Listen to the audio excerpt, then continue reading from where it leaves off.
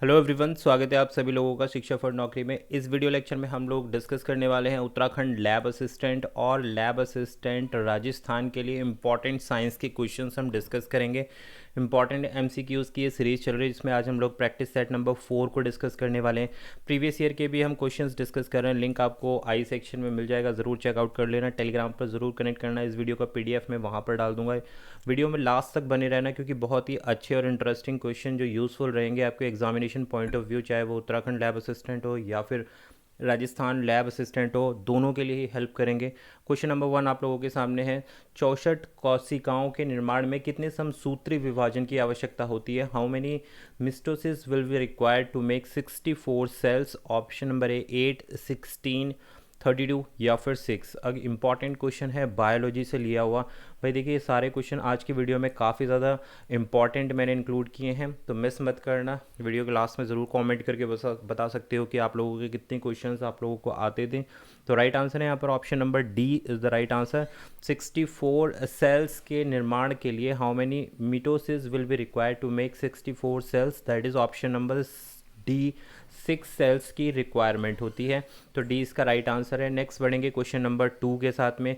परजीनी फसल स्वर्ण चावल किस वांछनीय लक्षण के लिए तैयार की गई है? For which desirable trade is the transgenic crop golden rice developed? Option number A vitamin A के लिए, आवश्यक अमीनो अम्ल यानी कि अमीनो एसिड के लिए, रिक्वायर्ड इसको हम इंग्लिश में बोलते हैं। भाई देखो, ऑप्शंस मैंने हिंदी में रखे हैं क्योंकि ये ऑप्शंस ऐसे हैं हिंदी इंग्लिश में सेम रहते हैं। तो रिक्वायर्ड अमीनो एसिड, जहाँ पर भी कुछ चेंज होगा मैं आपको बताता रहूँगा। इंसुलिन के लिए या फिर लाक्षणिक मांड के लिए। तो राइट आंसर आपको बताना है कि जो गोल्डन राइस होता है, क्रॉप जो होती है गोल्डन राइस, एक कैटेगरी होती है चावलों की, तो वो किसके लिए डेवलप की जाती है, कौन से ट्रांसजेनिक ट्रेल के लिए ये डेवलप करी जाती है? तो राइट आंसर है हमारे पास option number A vitamin A के लिए। आपको पता है राइस विटामिन ए के लिए प्रचुर मात्रा में मौजूद होती है इसमें। तो option number A is the right answer, vitamin A. Important question again इस तरीके के क्वेश्चन, और ये जो लेवल के क्वेश्चन है, इस लेवल के क्वेश्चन आपको प्रिपेयर करने हैं as per to the syllabus हम चल रहे हैं। और जो प्रीवियस ईयर हम लोगों ने देखा है अभी, तो उसके अकॉर्डिंग मैंने क्वेश्चन के लेवल को इंक्रीज़ किया है। नेक्स्ट पढ़ेंगे क्वेश्चन नंबर 3 के साथ में। श्वसन की क्रिया संपन्न होती है। When does the process of respiration takes place? कि कहाँ संपन्न होती है, कहाँ पर पूर्ण होती है, एक तरीके से आप ये कह सकते हो। द प्रोसेस ऑफ रेस्पिरेशन कहाँ कंप्लीट होती है? माइटोकॉन्ड्रिया में, हरित लवकों में, राइबोसोम्स में या फिर लाइसोसोम्स में? तो राइट आंसर है ऑप्शन नंबर ए, यहाँ रहेगा हमारे पास माइटोकॉन्ड्रिया इसका राइट आंसर है, जहाँ पर आपका रेस्पायरेशन संपन्न होती है, रेस्पायरेशन प्रोसेस कंप्लीट होती है। A is the right answer. Next question आता है हमारे पास क्वेश्चन नंबर 4। ब्रायोफाइट्स में सम्मिलित है। ब्रायोफाइट्स इंक्लूड्स, भाई ये ब्रायोफाइट्स क्या है, कैसे हैं? तो ये मैंने थ्योरी सारे जो चैप्टर्स हैं उसमें मैं कवर अप कर चुका हूँ। बायोलॉजी के जो भी थ्योरी चैप्टर्स हैं, काफ़ी कुछ मैंने इसमें कवर किया है क्योंकि ये इम्पॉर्टेंट पार्ट है बायोलॉजी का। जो अगर मैं बात करूँ उत्तराखंड लैब असिस्टेंट की, तो यहाँ से क्वेश्चन काफ़ी ज़्यादा पूछे जाते हैं। तो लिवर बर्ड एवं फर्न है, मार्स एवं फर्न है, लिवर बर्ड एवं मॉस हैं, या इनमें से कोई नहीं? तो बायोफाइट्स में क्या चीज़ इंक्लूड होती है? Option number C is the right answer, liverwort एवं मॉस इसमें इंक्लूड होता है। सी इसका करेक्ट आंसर है क्वेश्चन 4 का। नेक्स्ट बढ़ते हैं क्वेश्चन नंबर 5 हमें हमारे सामने। तेज बीज वाली फसल किससे संबंधित होती है? Fast seed crop is related to, option number A Malvaceae crop है ये, क्रूसीफेरा है, सोलेंसी है या फिर कंपोजिटी है? तेज बीज वाली यानी कि फास्ट सीड क्रॉप किस चीज़ से रिलेट करती है? तो क्वेश्चन नंबर 5 के लिए right answer it's option number B, cruciferae इसको हम बोलते हैं, इस चीज़ से रिलेट करती है। ये जो तेज तेज बीज वाली जो फसल होती है उसको हम बोलते हैं cruciferae. B is the right answer.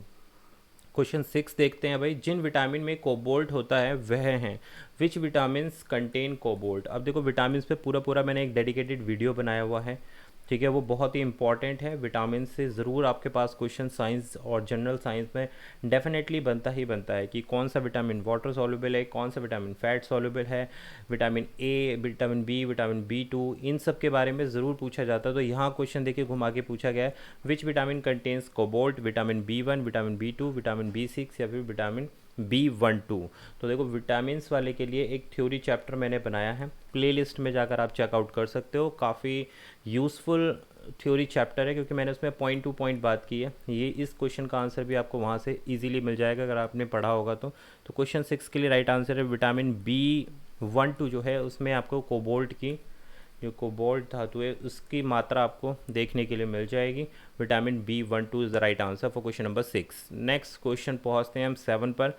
निम्न में से कौन सा विद्युत अचुंबकीय है? Which of the following is electromagnet? ठीक है, यहाँ पर पूछा है अचुंबकीय पूछा है, तो इस चीज़ को ध्यान देना। Which of the following is electromagnet है? निकल, कोबाल्ट, क्रोमियम या फिर तांबा। तांबा आपको पता है क्या होता है, कॉपर होता है। ठीक है, तो अब आपको बताना है इसमें से कौन सा विद्युत अचुंबकीय है। क्वेश्चन नंबर 7 के लिए right answer option number D ही है हमारे पास, तांबा। निकल, कोबाल्ट एंड क्रोमियम नहीं है, तो D is the right answer.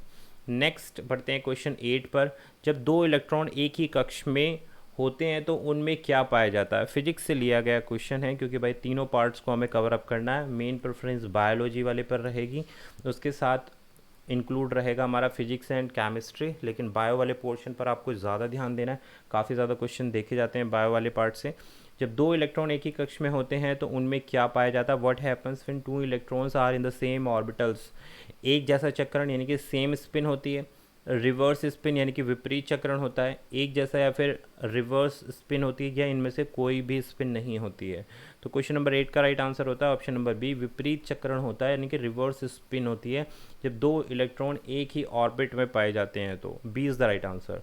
Next question number आता है हमारे पास 9। एकीकृत परिपथ में प्रयुक्त अर्धचालक चिप बनी होती है। Semiconductor chip use in the integrated circuit is made up of. Again very important question, क्योंकि ये जो अर्धचालक चिप यानी कि सेमीकंडक्टर चिप है काफ़ी ज़्यादा वाहनों में भी इस्तेमाल की जाती है। तो आपको बताने कैल्शियम की बनी होती है, कार्बन की बनी होती है, सिलिकॉन या जिरकॉन की बनी होती है। तो क्वेश्चन नंबर 9 के लिए right answer option number C, silicon की मेडअप होती है ये चिप। जो सेमीकंडक्टर चिप यूज होती है that is made up of silicon. C is the right answer. Next question number आता है 10। एक जूल बराबर होता है, तो भाई आपको पता है कि एक जूल किसके बराबर होता है, लेकिन यहाँ देखिए आपको ऑप्शन में क्या चीज़ दी गई है, यूनिट दी गई है अर्ग। अब आपको अर्ग में रिप्लाई करना है कि 1 joule is equal to how many या how much erg. Option number A 10⁻³ erg, 10⁻5, 10⁻7, ये 10⁻11।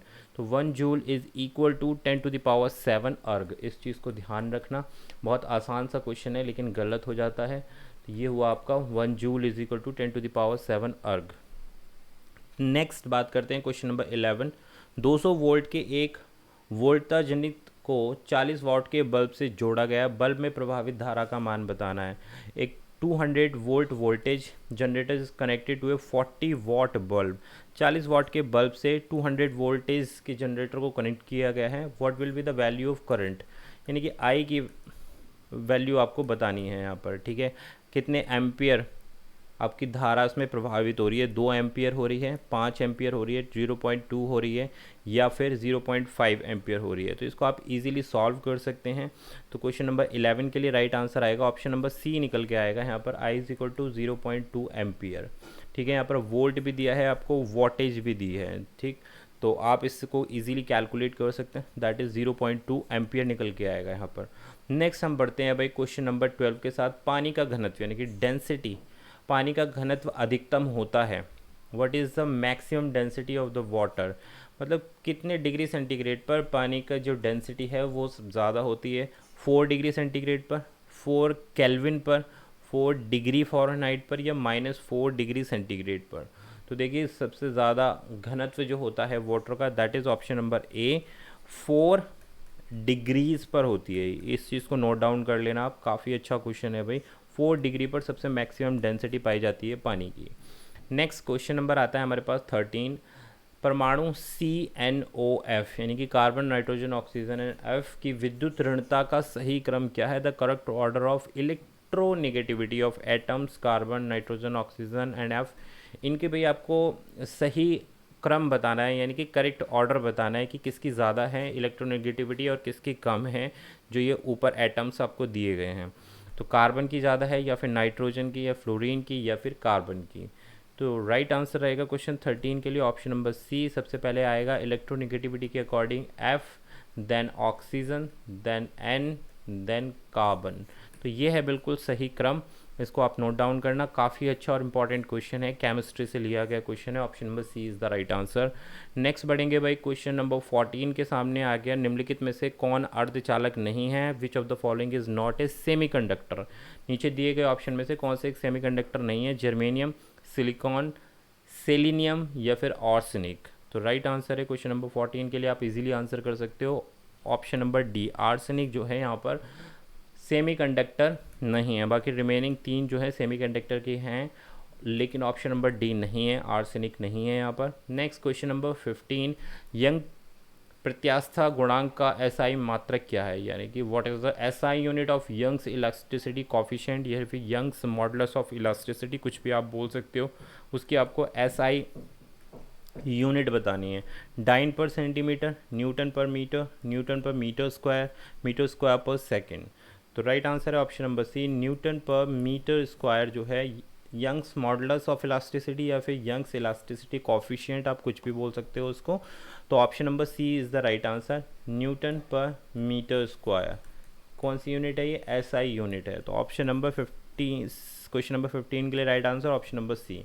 तो ये हमारे आज के इंपॉर्टेंट क्वेश्चन थे, आई होप आपको पसंद आए होंगे। तो इसी तरीके के क्वेश्चन आपको प्रिपेयर करने हैं। मिलेंगे आपसे एक नई वीडियो में। वीडियो पसंद आई तो लाइक शेयर सब्सक्राइब कर देना चैनल को। Thank you for watching.